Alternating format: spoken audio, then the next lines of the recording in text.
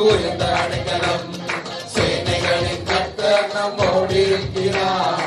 யாக்கோபின் தேவன் நமக்கு உயர்ந்த அடைக்கலம்.